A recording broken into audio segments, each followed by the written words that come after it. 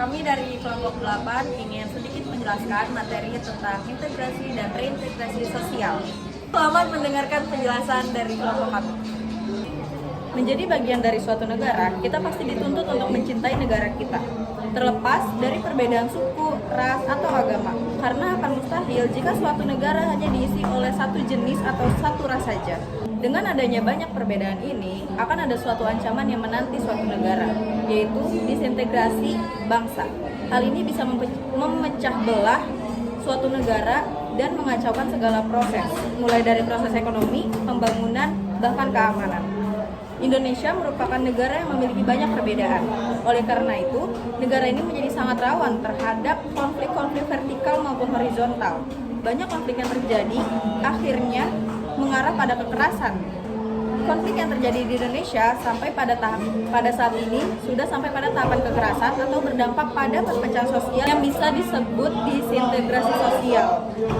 Dalam penjelasan ini akan membahas tentang bagaimana yang dimaksud dengan integrasi sosial dan disintegrasi sosial dalam masyarakat, dan akan menjelaskan bagaimana bentuk-bentuk dan proses disintegrasi sosial dalam masyarakat. Juga membahas bagaimana disintegrasi sosial dapat mengurangi perselisihan di dalam masyarakat. A. Konflik bersifat kekerasan dan dampaknya terhadap perpecahan atau integrasi sosial. Pengertian integrasi. Integrasi adalah pembaruan sesuatu yang berbeda hingga menjadi kesatuan yang utuh dan bulat, menyesuaikan, menyatu, atau melebur, sehingga menjadi seperti satu. Dengan demikian, kita dapat menyampaikan bahwa integrasi sosial adalah proses penyesuaian unsur-unsur yang berbeda dalam masyarakat sehingga menjadi suatu kesatuan. Abu Ahmadi melihat bahwa dalam interaksi masyarakat terdapat kerjasama dari seluruh masyarakat, individu, keluarga, lembaga, sehingga menghasilkan kesepakatan nilai-nilai yang dijunjung tinggi. Menurut William F. O'Bourne and Mayer-Nivkov, syarat terwujudnya interaksi sosial adalah sebagai berikut. Yang pertama, anggota-anggota masyarakat merasa berhasil saling mengisi kebutuhan-kebutuhan di antara mereka. Yang kedua, masyarakat berhasil menciptakan kesepakatan bersama mengenai norma dan nilai-nilai sosial yang dilestarikan dan dijadikan pedoman dalam hal-hal yang dilarang menurut kebudayaan. Yang ketiga, norma-norma dan nilai sosial itu berlaku cukup lama, tidak mudah berubah, dan dijalankan secara konsisten oleh seluruh anggota masyarakat. Suatu interaksi sosial dapat berlangsung cepat atau lambat, tergantung pada faktor-faktor berikut. Yang pertama, homogenitas kelompok. Yang kedua, besar kecilnya kelompok. Yang ketiga, mobilitas geografis. Yang keempat, efektivitas komunikasi.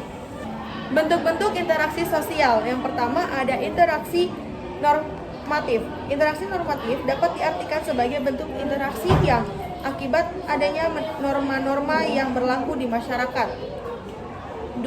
Interaksi fungsional. Terbentuknya karena ada fungsi-fungsi tertentu dalam masyarakat. Yang ketiga, interaksi coercive. Interaksi terakhir ini terbentuk berdasarkan kekuasaan yang dimiliki penguasa. Dalam hal ini, penguasa menerapkan cara-cara coercive atau kekerasan. Proses interaksi sosial. Yang pertama ada akulturasi. Proses sosial yang terjadi bila kelompok sosial dengan kebudayaan tertentu dihadapkan pada kebudayaan asing yang berbeda. Yang kedua, asimilasi.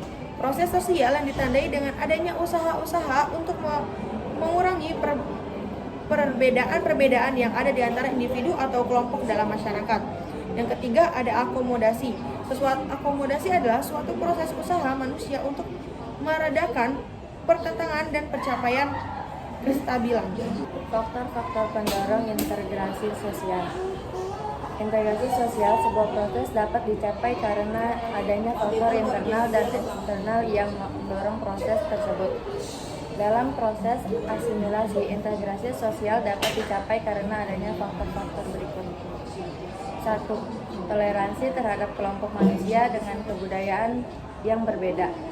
2. Kesempatan yang seimbang dalam ekonomi bagi golongan masyarakat latar belakang kebudayaan yang berbeda. 3. Sikap saling menghargai orang lain dengan kebudayaannya. 4. Sikap terbuka dari golongan yang berkuasa dalam masyarakat. 5. persamaan dalam unsur-unsur kebudayaan. 6. Perkawinan campuran amalgamation. 7. Adanya musuh bersama dari luar. Disintegrasi sosial. Setiap masyarakat pasti mengalami perubahan. Perubahan merupakan proses modifikasi sosial dan pola budaya dan masyarakat. Gejala umum yang terjadi pada setiap masyarakat, perubahan ini terjadi sesuai dengan hakikat dan sifat dasar manusia yang selalu ingin mengadakan perubahan. Manusia merupakan makhluk yang selalu ingin berubah, aktif, kreatif, inovatif, agresif, selalu berkembang dan responsif terhadap perubahan yang terjadi di masyarakat. B. Perdamaian dan integrasi atau kohesi sosial. Perdamaian. Konflik dan perdamaian adalah dua hal yang saling berkaitan. Ketika terjadi suatu konflik, maka ada upaya untuk menciptakan perdamaian. Perdamaian memiliki pengertian yang sangat beragam. Ada yang menyatakan suatu kondisi absennya konflik adalah kehidupan masyarakat yang ditandai dengan adanya harmonisasi.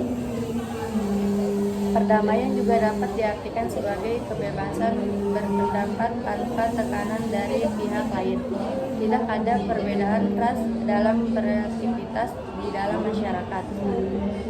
Bahkan Von Doing, dosen analisis konflik dan resolusi konflik di Universitas George Mason, Amerika Serikat, berpendapat bahwa meskipun ada beragam konsep tentang perdamaian, tetapi sesama berangkat dari suatu proses menciptakan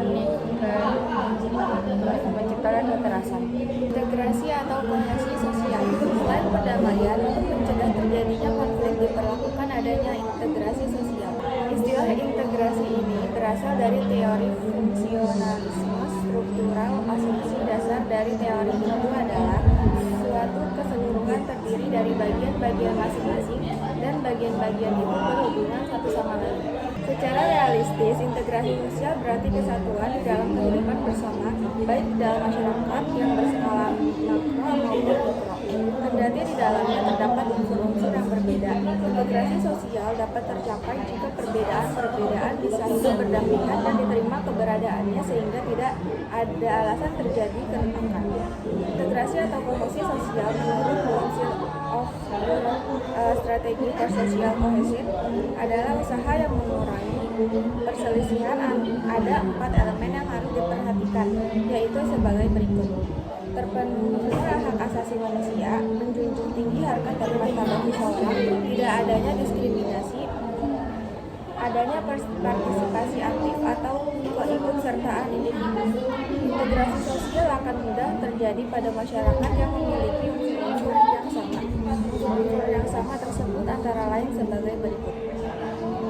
1. Kesamaan wilayah dan tempat tinggal. Wilayah yang luas dengan beberapa kesamaan seperti adat istiadat, nilai-nilai budaya, dan kepercayaan asli yang hampir sama memungkinkan suku-suku bangsa yang berbeda bisa membangun suatu integrasi sosial. 2. Pengalaman yang sama pada masa lampau. Pengalaman pernah dijajah oleh bangsa asing dan ternyata dari pengalaman yang mempersatukan masyarakat Indonesia.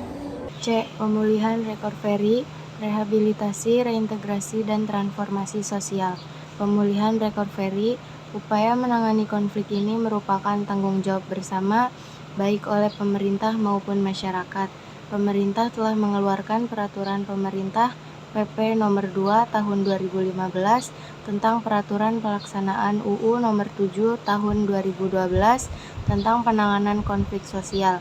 Pemerintah tersebut mengatur bahwa pemulihan pasca konflik menjadi kewajiban pemerintah daerah secara terencana, terpadu, berkelanjutan, dan terukur sesuai dengan kewenangannya. Pemulihan pasca konflik bertujuan untuk membangun masyarakat Indonesia yang cinta damai. Karena itu, pembangunan ke arah perdamaian harus diupayakan dengan serius untuk mengatasi sumber konflik di masyarakat. Rekonsiliasi. Pemerintah daerah telah melakukan rekonsiliasi antara para pihak yang bertikai dengan cara perundingannya secara damai, pemberian restitusi atau ganti kerugian atau pemaafan. Adapun pada pasal 37 ayat 2 berbunyi bahwa rekonsiliasi dapat dilakukan dengan menggunakan institusi atau peranata adat dan peranata sosial. Rehabilitasi ditunjukkan pada daerah pasca konflik dan di daerah terkena dampak konflik. Adapun beberapa upaya rehabilitasi sebagai berikut. 1. Penguatan relasi sosial yang adil untuk kesejahteraan masyarakat.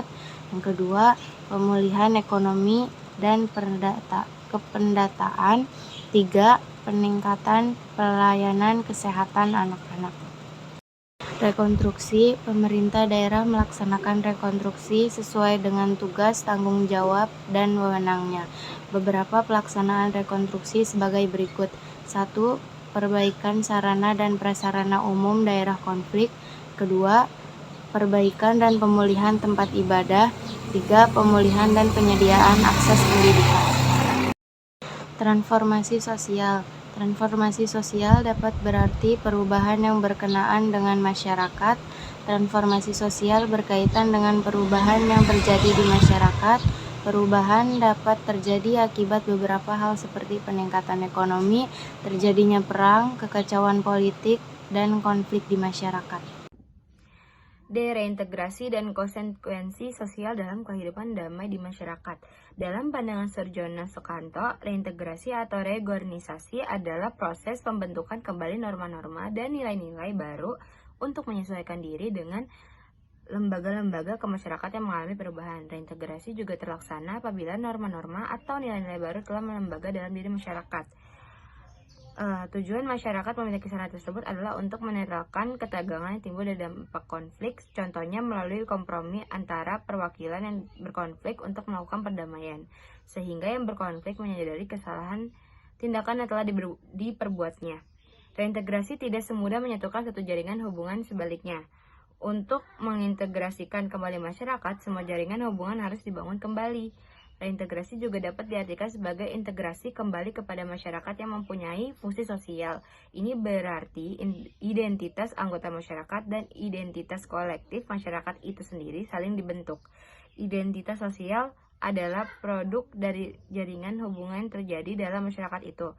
Reintegrasi sosial adalah sebagian upaya untuk membangun kembali kepercayaan, modal sosial, dan kohesi sosial. Adapun konsistensi merupakan satu keadaan ketika dua atau lebih kelompok hidup bersama dengan menghormati perbedaan tiap kelompok dan menyelesaikan konflik antar kelompok tanpa kekerasan. Konsekuensi ada sebelum dan setelah terjadinya konflik. Namun konsistensi tidak statis, bergerak berkaitan dengan tingkatan interaksi sosial. Konsistensi memberikan kondisi alamiah dan psikologi bagi individu, kelompok, serta masyarakat untuk mengurangi ketegangan, terutama setelah terjadinya konflik. Reintegrasi sosial dengan demikian dapat menjadi ketika konsistensi terjadi pada masyarakat yang telah mengalami konflik, ingin menyelesaikan konflik dan menjadi masyarakat yang bersatu kembali. Berdasarkan penjelasan dari kami, dapat disimpulkan bahwa integrasi adalah perbauran sesuatu hingga menjadi kesatuan yang utuh dan bulat. Istilah pembauran tersebut mengandung arti masuk ke dalam, menyesuaikan, menyatu atau melebur sehingga menjadi seperti satu. Sedangkan reintegrasi sosial adalah upaya untuk mengembalikan dan membangun kembali persatuan, kepercayaan, dan modal sosial, juga kohesi sosial setelah terjadinya suatu perpecahan atau konflik dalam masyarakat.